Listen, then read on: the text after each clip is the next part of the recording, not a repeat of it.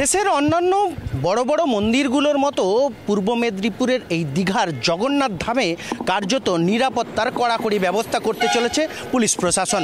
ইতিমধ্যেই প্রায় শতাধিক পুলিশকর্মী তারা দীঘায় উপস্থিত হয়েছে।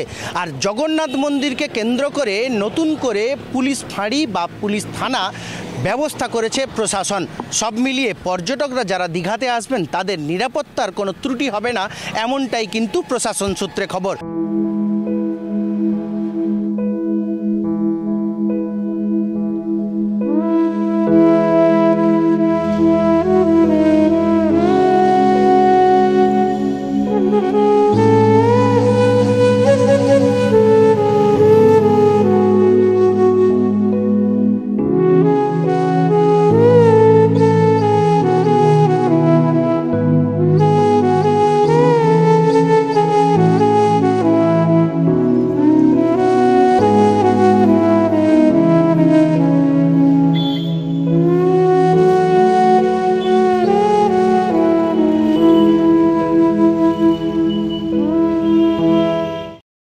সরকারি প্রস্তুতি খুব তুঙ্গে, আর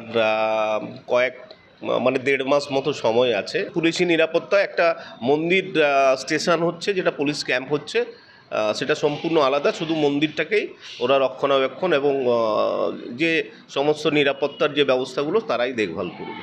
জগন্নাথ মন্দিরের পাশে আমাদের অলরেডি পুলিশ পিকেটিং হয়ে গেছে, যারা আজকে মন্দিরকে দেখভাল করবেন, মন্দিরে গার্ড দেবেন। তার জন্য আমাদের পূর্ব মেদিনীপুর জেলা পরিষদ যে বিল্ডিংটা ছিল সেখানে পুলিশ প্রোটেকশন, ফায়ার ব্রিগেড, তৎস আমাদের স্বাস্থ্যকেন্দ্র সেখানে হবে। এখন পুলিশ অলরেডি সেখানে মোতায়েন হয়ে গেছে।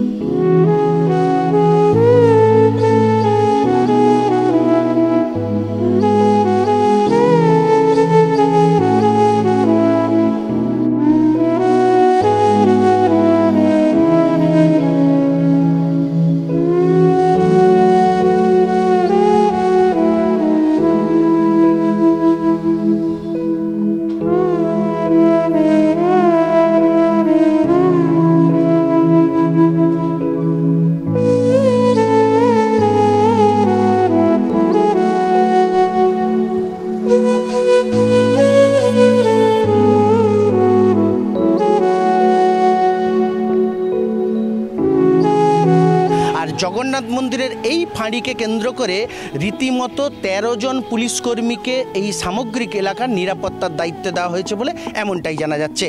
কনিষ্ক মাইতি, TV9 বাংলা, পূর্ব মেদিনীপুর।